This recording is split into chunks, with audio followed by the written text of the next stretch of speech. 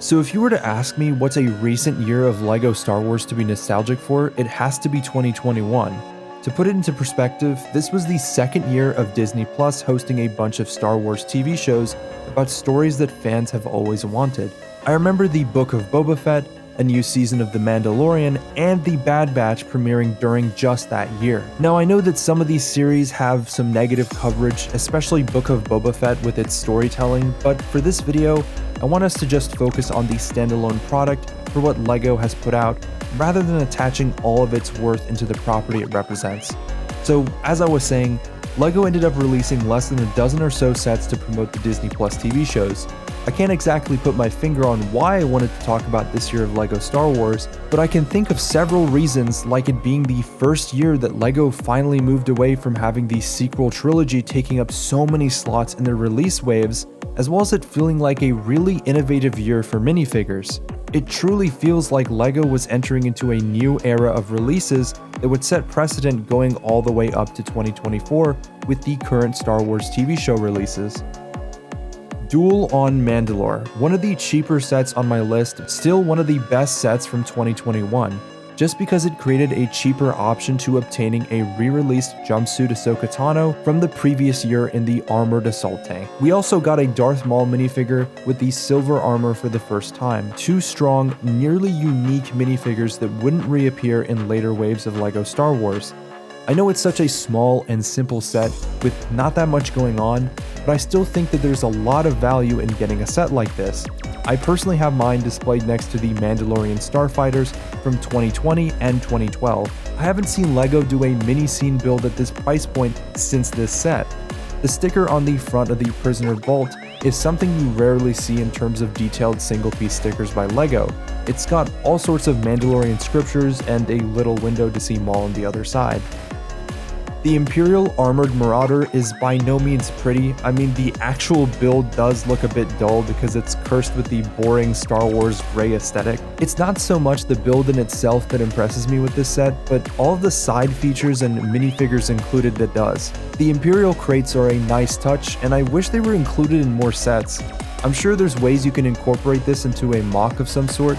I also feel that this Grief Karga minifigure was a better redesign of the previous year's Razor Crest, with more detail and with a different appearance as the Magistrate.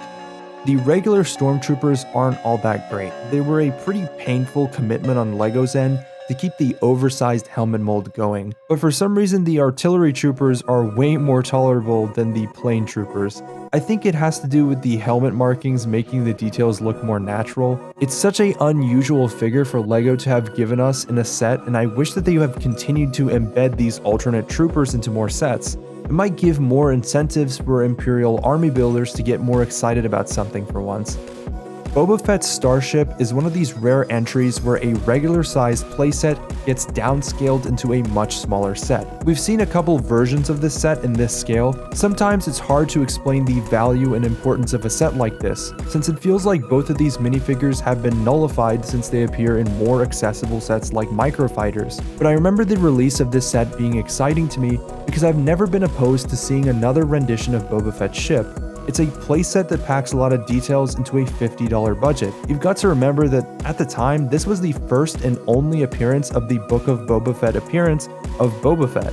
So to see these two figures, both with arm printing that's normally seen in higher budget and more detail-driven UCS sets, is important to me. It's a set that set precedents for arm printing and detail that doesn't have to be in excessively expensive sets. I don't know if the carbonite block counts as a minifigure, but I still think it's a nice little bit of detail.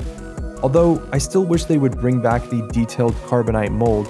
We haven't seen another Slave One since this set. The Mandalorian Starfighter is what I definitely say is the peak of 2021 LEGO Star Wars sets. A ship that hasn't been brought back in over a decade, plus 3 unique Mandalorian figures, makes the set feel like it came straight out of the Clone Wars era of sets, with all things that LEGO has learned over the past decade with designing minifigures. The ship in itself is a pretty solid build, a bit of a divergence from all of the bland gray ships that tend to appear throughout Star Wars. Bo-Katan would appear for the first time ever in a set, along with a uniquely molded Gar Saxon and Loyalist. I still wish that the Loyalist would have reappeared in another set as part of a battle pack build of some sort, but it's been over 3 years, so I don't see that happening anytime soon. the last set, the Armorer's Mandalorian Forge. There's a lot of details packed into this set between the Forge playset itself and the 3 minifigures included. It's one of the more iconic locations from the Mandalorian TV show that I felt was a great design decision from LEGO. The Forge, as well as some storage containers, artifacts, and a doorway entrance to the Forge are included. I really like the detail of an unprinted Mandalorian helmet appearing on a shelf. It's interesting to see what was essentially the Season 1 rendition of Din's helmet appear unprinted in this set. Besides the repeat of the Beskar appearance of Din, this would be the first and only appearance of the Armorer. Of course, with the classic move of giving her a black head underneath because we didn't really know the identity of the Armorer yet. Even today in canon, we haven't had an on-screen depiction of the Armorer with her helmet off, but there are pictures of the actress unmasking. We've also got Paz Vizsla appearing for the first time with a well-detailed armor plate and jetpack. I'm glad LEGO really gave us a lot of unique minifigures from this wave. They went all out for the Mandalorian. Thought I'd mention this briefly, but the Dark Trooper and Moff Gideon were worth bringing up, since they also appeared in 2021. The Dark Trooper would reappear later on in 2022, but Moff Gideon was exclusive to just this set. I've slightly modified him by giving him a pair of Stormtrooper legs, as well as an updated Darksaber. We've also got Moff Gideon again this year with the Mandalorian bunker, but it definitely won't be in the same print as the earlier season version of Gideon.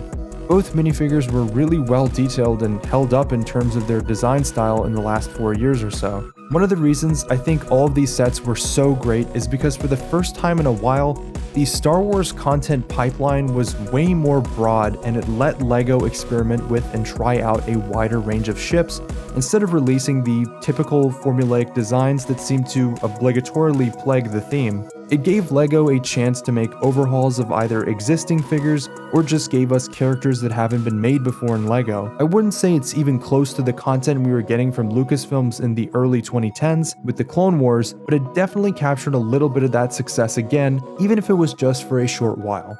Anyways, that's all I have for you guys today. I'll see you guys in the next video.